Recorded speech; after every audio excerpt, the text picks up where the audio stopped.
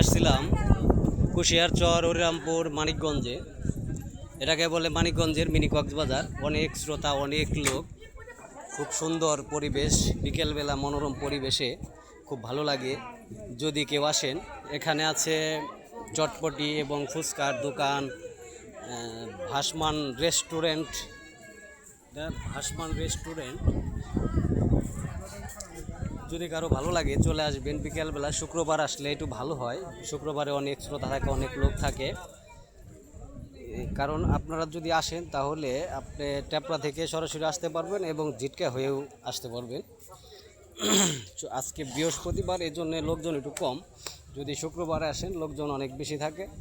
যদি ভালো লাগে বিকেলবেলা ঘুরতে, সবাই চলে আসবেন কুশিয়ারচর, হরিরামপুর, মানিকগঞ্জ।